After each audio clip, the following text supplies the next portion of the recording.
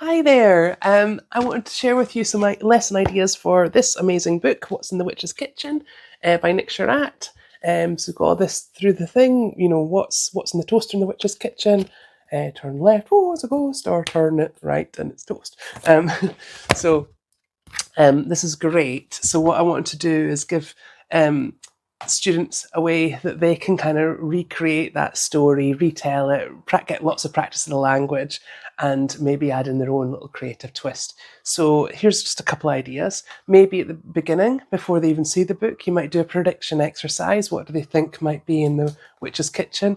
I might do some games with these game cards that I've made. Then we can read the story, let's see what came up, and then we can get on to make the book, which they'll be very excited about making. So there are basically different elements to this little book.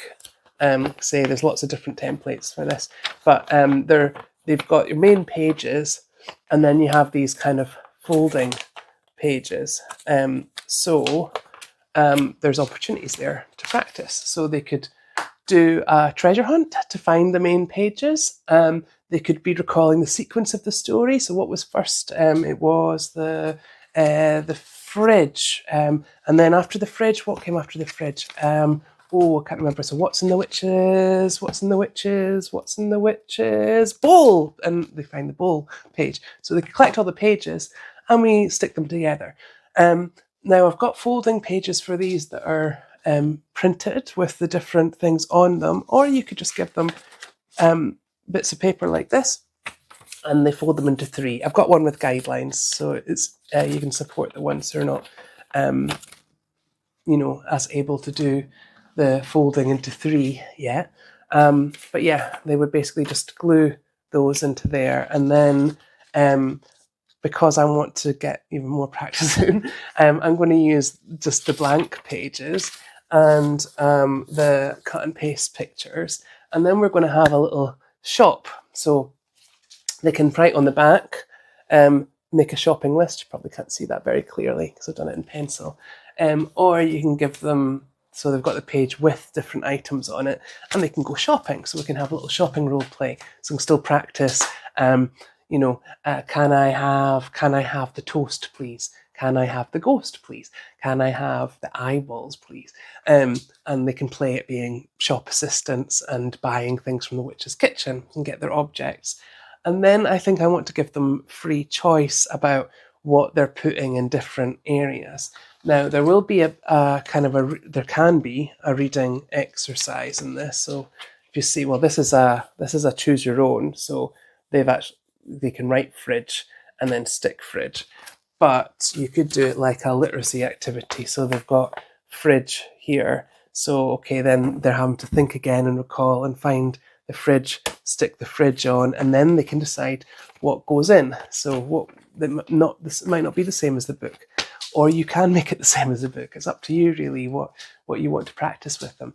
And of course, at the end of making these, then you can have they'll be really keen to use them because that's the whole point. These things are great to play with.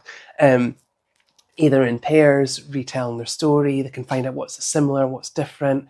They could do this as a kind of a mingle activity. You could chant it out, what's in the witch's fridge? What's in the witch's fridge? Stop. And then they turn to the person next to them. And they could even predict if you wanted them, with language in the book. So will it, because in the book you've got, will you, there are different refrains here. Will you sigh with relief? Will you squeal round? Will your squeals ring round town? Will you shudder with horror or grin like a clown? But you could just work on the will and be like, I think it will be a bat, and the partner can say, I think it will be and they can see if they can guess each other's pictures. They'll take it home. They can practice with families. There's just so much that I think I'll probably do this over a couple of lessons, and I think I might even do a kind of a role play video reenacting the story. If you just give me 1 second. So I think I might reuse this kind of simple theatre I made I've got a video on how you make this if you're interested. Just let me know. But yeah, this would work, wouldn't it? So I could have sticking here, like on my flashcard, for whatever we're choosing. So if it's the fridge, it could be an oven, it could be a blender, it could be, what's in the witch's fridge, and then open it left, and we could do the video so that one of the students is behind with a different item, and like, oh, it's I don't know, it's Goblin's Wee or whatever, and open it left.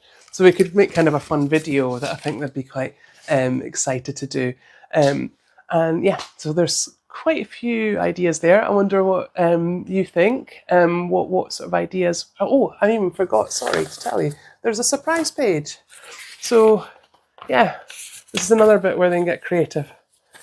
So you can put, and they can draw their own picture, or they could use a colouring page that's provided, colouring dictation. What other ideas do you have? What would you do, like in your lesson, to practice language from that story and retell it? Let me know.